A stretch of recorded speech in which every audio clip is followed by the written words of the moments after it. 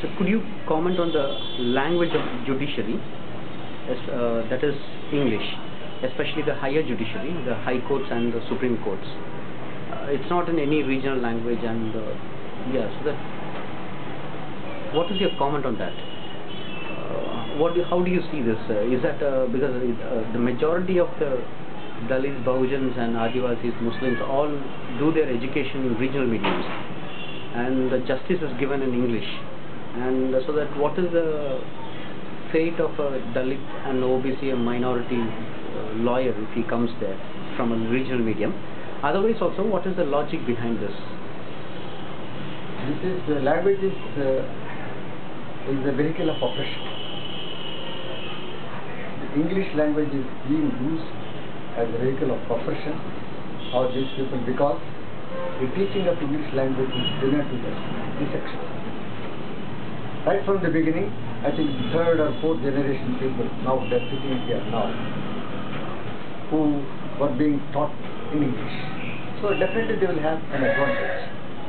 But in northern India, northern parts, I think in the lower courts, judgments are being rendered in Hindi.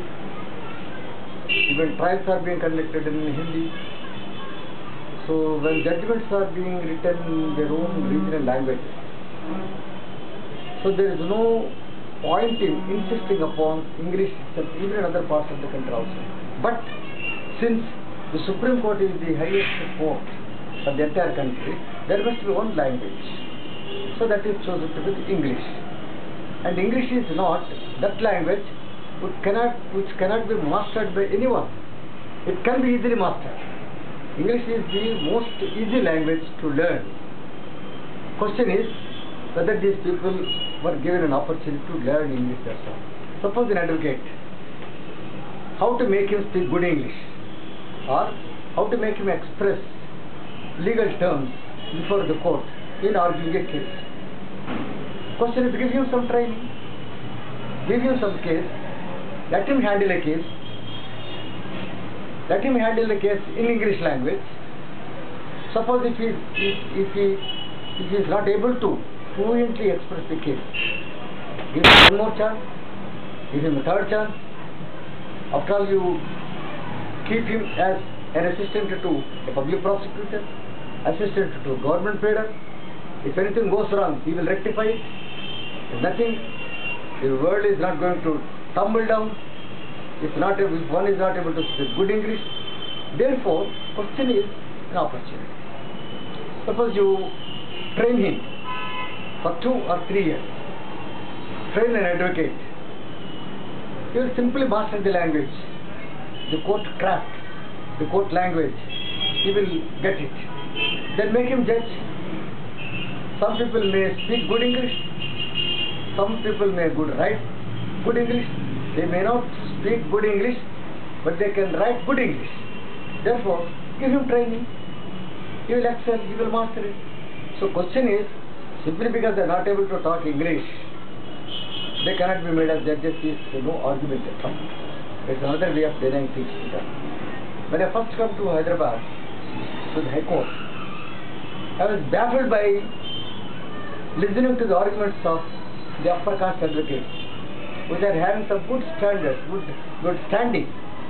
I thought High Court advocates argue better. I come from Officer Court, from District Court. When I came to Hyderabad, I was ghost for me. Awful English they are speaking. They are Reddies, they are Kamas, they are Brahmins, but speaking awful English. That's appreciated by the judges, because judge belongs to a Reddy, he belongs to Kama. Oh, even though he falters here and there, he is our man. Suppose if a scheduled caste person falters somewhere, then the judge heckles him. Then once he is heckled by the judge, naturally he will be discouraged. Breakdown will be there. He cannot venture to argue again before the same judge. Therefore, question is a little accommodation, a little tolerance, a little help, little experience. All these things are given. Any advocate will excel. There is no question of this English not being mastered by scheduled caste or scheduled caste. There are judges and judges coming from this community. Could anyone say that the judge is not able to write good English? Could any superior judge pointed that this judge coming from SCs and STs is not able to write good judgments in English? On the other hand, we heard stories, at least in High Court, that judges belonging to Brahmin community also, including Reddys and Kammas, are getting their judgments prepared by someone. Some ghost writers are there. What do you say? They themselves are not in a position to write judgments in English. Therefore, it's not the monopoly of Brahmins, Reddys or Kammas to write good judgments or speak good English. Question is whether it is an opportunity. If I am asked to speak continuously for 1 or 2 or 3 years, I will master the language. Question is not good English or bad English. Question is whether he knows the law or not, whether he is able to locate the correct provision or not. Whether he speaks good English or not is not the criteria for an accomplished advocate or a good judge. Question is whether he knows law. Law is there, written law is there. There is no question of invention. When he is able to read it in English, when he is able to know the language, that is sufficient for any lawyer, sufficient for any judge. And the judge's job is very easy than lawyer. Judges, there is a law before him. There are 2 arguments before him, one from this side, one from that side. He knows it. He uses simple common sense. Then he writes a judgment. Question is opportunity. Question is experience. That's all. What do you talk about this? Can you talk about this English language itself?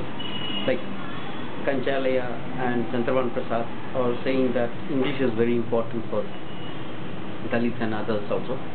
So that in that context also, do you think that English can be an empowered language?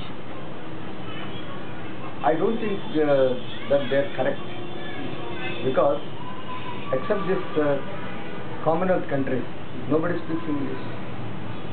If anybody wants to speak English or come to Commonwealth countries or America, he masters the language within 2 or 3 months. They master the language easily, very easily. Then come to Commonwealth countries or go to America. No other country except this British country or this colonial countries speak English. Why they are insisting, probably Kanchalaya or Chandravan Prasad are insisting that English, they should learn English, then only they will be empowered. Because there is no other language now which has equal to the, or which has gone equal to the English language. Whereas French, it's well-developed language. Chinese, very developed language. Any other country. So they are all developed languages. But Hindi is not developed language. It has no democratic language. It has no constitutional language. So unless and until that particular language is developed, then you cannot have mastery over the language. When once you have mastery over any language, it's very easy for you to become a master of other language. Because after all, the expression is the same, only words, syllable. Therefore, since Hindi or any other regional language is not developed, then there is no other go except for knowing English. Probably that's why they are advocating for English.